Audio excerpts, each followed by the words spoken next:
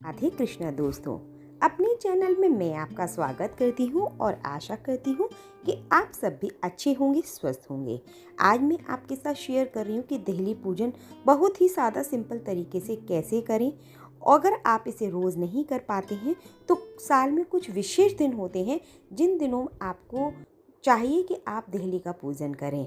तो यहाँ पर जिनका घर है वो अपने घर की धुलाई करने की बात कर सकते हैं, क्योंकि मैं फ्लैट में रहती हूँ। तो जिस चौखट से हम घर के अंदर आते हैं फ्लैट की, तो उसको ही देहली या चौखट बोलेंगे। सबसे पहले अब मैंने इसको अच्छे कपड़े से बहुत रगड़ के अच्छे से साफ़ कर लिया है।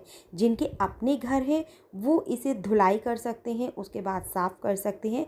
इस तरीके से देखिए कि घर में ये जो चौखट वाला एरिया है वो बिल्कुल भी गंदा ना रहे। पूजा के लिए यहाँ पे मैंने सबसे पहले रोली ली है जिससे हमें पूजा करनी है, हल्दी ली है, थोड़ी सी मिश्री या चीनी ले सकते हैं, अक्षत लिए हैं जो साबुत होने चाहिए, माचिस, फूल और देहली के दोनों तरफ जलाने के लिए मैंने 2 दीपक लिए हैं। यहाँ पे मैंने लोटा लिया है तांबे का, जिसमें मैंने थोड़ा सा गंगा जल और उसमें पानी मिला दिया है। इस तरीके से मैंने लक्ष्मी के पैर जो बने हुए रेडीमेड आते हैं वो लिए हैं और धूप बत्ती ली है। अगर आप चाहें रोज़ अगर आप बना सकते हैं तो देहली पे अपने हाथों से भी लक्ष्मी जी के पैर बना सकते हैं। सबसे पहले जब हमारी सफाई हो गई थी देहली की, तो आप उस पे लोटे में जो गंगा जल और पानी था थोड़ा सा वो छिड़क दीजिए जिससे देहली गीली हो जाए, और उस पर आप थोड़ी थोड़ी करके हल्दी डाल दीजिए। जैसे हम पहले के ज़माने में मैंने जो अपनी दादी मम्मी के टाइम पे देखा है कि घर को जो लीपते थे ना, सेम इसी तरीके से हल्दी से आपको ये चौखट लीप देनी है। लेकिन क्योंकि आजकल हम शहरों में रह रहे हैं और शहरों में ये कल्चर थोड़ा कम है, तो ज़रूरी नहीं है कि आप बहुत बड़ा एरिया लीपें, आप बहुत छोटा सा एरिया लीप सकते हैं। क्योंकि कुछ लोगों को ऐसा लगता है कि पता नहीं ये अपने घर में क्या कर रहे हैं। जब ये लिप जाए तो आप है ना लक्ष्मी जी के दोनों पैर रेडीमेड हैं तो आप दोनों पैर लगा दीजिए, और अदरवाइज़ आप हाथ से भी बना सकते हैं। इस तरीके से आप दरवाजे पर जो चौखट का सबसे मैंने किनारे किनारे पर जो है वो स्वास्तिक बनाए हैं। स्वास्तिक ऐसे बनाइए कि जब भी कोई देहरी को लांघे तो उसके पैर ना पड़े स्वास्तिक पर, इसलिए बिल्कुल कोने में बनाइए। और मैंने बीच में भी इसीलिए नहीं बनाए हैं। बहुत से लोग बीच में पैर बनाते हैं, बीच में स्वास्तिक बना देते हैं।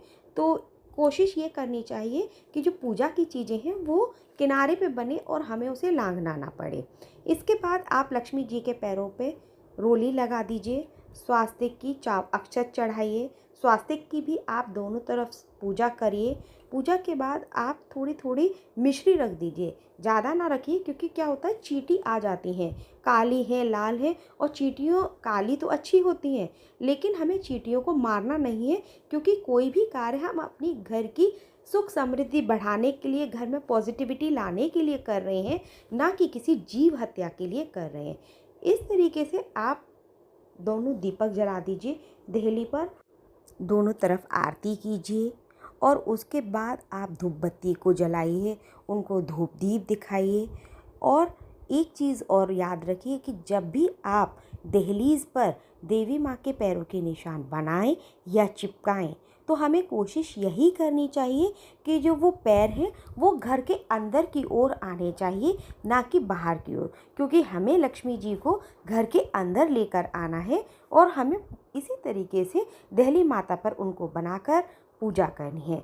इस तरीके से आप देहली के हाथ जोड़ लीजिए और दोनों चरण कमलों को हाथ जोड़कर उनका आशीर्वाद लीजिए। इस प्रकार अगर आपको मेरी ये पूजन विधि देहली की छोटी सी पसंद आई हो तो कृपया करके मुझे लाइक करें, सब्सक्राइब करें, और अगर आप अपने दोस्तों के साथ, रिलेटिव्स के साथ इस वीडियो को शेयर करें। राधे कृष्णा।